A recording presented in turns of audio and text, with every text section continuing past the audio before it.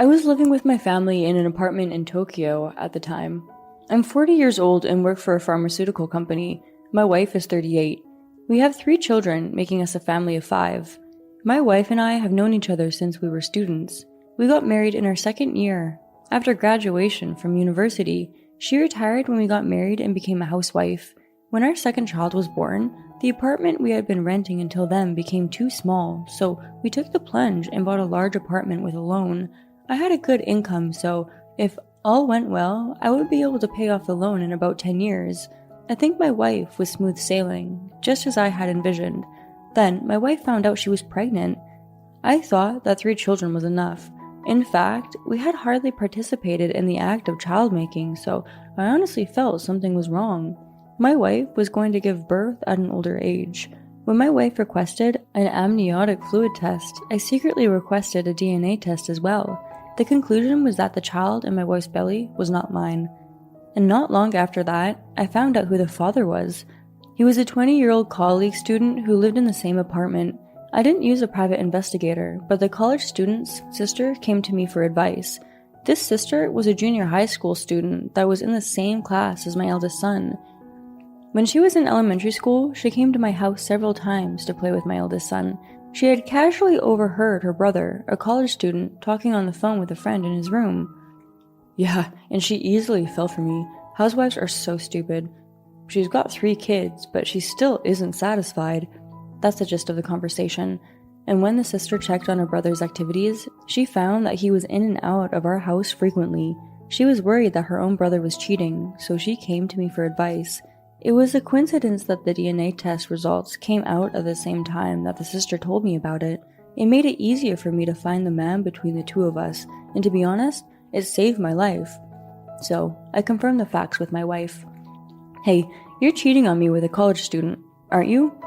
Then my wife goes, I'm sorry. So simply. I was expecting a little more bluffing and excuses. I exclaimed to her, No use hiding it when I've got the proof right here in my belly. And she rubbed her stomach. That pissed me off. What the hell are you trying to do? I asked her. Then, the devil is playing tricks with me. I didn't think I would get pregnant at my age, my wife replied. It sounded like my wife was expecting this situation, which is why she was able to keep her cool, but I can't admit it. We're getting a divorce. Once I said that, my wife's attitude suddenly changed. I'm sorry. Please don't divorce me. I will never do anything like this again. I will do whatever it takes, but please forgive me for the divorce. My wife got down on her knees and said this. I couldn't understand what she was thinking. She knew I would find out and ask her about it, but she never imagined that I would ask her for a divorce. Then what about the baby? I asked her, and she rubbed her head on the floor. I'll get rid of it. I'll abort it and start over again with you. That's the height of selfishness. So I said to her, if you get rid of the baby, I'll divorce you as soon as possible. My wife didn't seem to understand what I meant and looked at me blankly. I only want one thing. I want you to have the child, have the college student recognize them as their child, and then take you and the child with him. I wanted him to atone for this sin for the rest of his life, and I promptly explained their mother's infidelity to my 3 children. I knew it might hurt them, but I couldn't let them live in ignorance. So, I wanted to make sure that I told them before anyone else did. Your mother brought some other man into our home, and she is carrying his baby. When I told them this, my youngest son looked at me with a puzzled expression, but my eldest son and eldest daughter understood what I meant, and were shocked. My eldest daughter is especially fastidious. From that moment on, she stopped talking to me at all. The college student, on the other hand, ran away immediately after I informed him that my wife had confessed and that she was pregnant. I hired a detective agency to search for him and found out that he ran away to Nebraska, where his father lives. For the time being, I left the college student alone and reported the fact to his father. The college student's father, who was a person who could understand what I was trying to say, or perhaps he was not convinced of his son's infidelity, provided me with a lock of the college student's hair and agreed to a DNA test. It was easily confirmed that the father was the college student. After the results came in, I had another talk with the college student's father. What are you going to do about it? My wife is pregnant with your son's child. When I said this, the college student father got down on his knees and told me, I am sorry. I know it's very difficult, but can't you do something to make it go away? My son has a future ahead of him. What he meant by go away was that he wanted the baby to be aborted, and since his son is a college student, he wants me to raise the child as my own. He was humble in his speech, but his argument was outrageous. I was really pissed off. That's bullshit. He's not my kid. But the college student's father didn't back down. Of course we will prepare the power of attorney for you. We'll pay you alimony too. Of course. The college student's father's words made me nauseous beyond anger. It seemed that both the college student and his parents only see abortion as an option. Moreover, the college student's father was determined not to have his son do any of the dirty work. I stood up and said, "I'm sorry, but this negotiation is getting nowhere. I have a lawyer present, so from now on, please talk to me through my lawyer." But the college student's father was still trying to get through to me. "Please, do something about that. Just tell me how much you want. I will make sure to pay you." I shook him off, saying, "It's not about the money," and left the college student's home, unable to hide my indignation. As I was putting on my shoes at the door, the college student's sister came to see me off. Sorry about my brother." I contained my indignation, smiled, and shook my head. "You have nothing to apologize for. Thanks for telling me." And I left the room. I felt so sorry for her that she had to apologize for her brother that it made me cry, but I never saw her again after that day. She had moved to Nebraska to be with her father's family. The father's the president of the homeowners association of his neighborhood, so he is well known. So of course, this incident spread quickly. The sister had classmates living around the neighborhood. He may have transferred her to another school out of consideration for her. I felt sorry for her, but I had no choice but to go all the way. I decided to hire a lawyer and fight the case to the bitter end. I heard that the college student's father also hired a lawyer around the same time. I thought I would have to negotiate mainly through the lawyer. For some reason, the other party's lawyer tried to contact me frequently. Of course, I ignored all of them. In the meantime, my wife's baby was growing up fast. At that point, the abortion limit was less than a month away. Although I still live under the same roof with my wife, I get nauseous just by looking at her. The kids all glare at their mother, especially when my wife's morning sickness got worse. My eldest daughter had lost her temper completely. "Grandma, help me! That woman was throwing up in the bathroom and I was so disgusted I couldn't take it anymore." I was about to cry when I heard my daughter talking to my mother on the phone, and since it was summer vacation, I decided to send the 3 kids to my parents' house. My mother offered to take them. And my sister and her husband live near my parents' house, and they don't have kids, and they have free time, so they said they'll take care of it. And I was left alone in hell. I was told that the abortion limit was imminent. The college student side's lawyer finally got in touch with my lawyer. Briefly, here's what the other side wanted. 1. The college student will pay a 6-figure amount in alimony. 2. The college student will pay for the abortion and subsequent medical treatment, but I need to sign the consent form. 3. The student will move out of the apartment he is living in and move to Nebraska with his family as soon as possible, so please do not contact him at all after that. This is a very reasonable proposal for them. I'll pay you money, but please don't hurt my college student's future. After all, it's like slapping me on the cheek with a wad of cash. After all, both the college student and his father wanted me to do their dirty work. They wanted me to sign the papers for the abortion. The college student's lawyer repeatedly complained to my lawyer.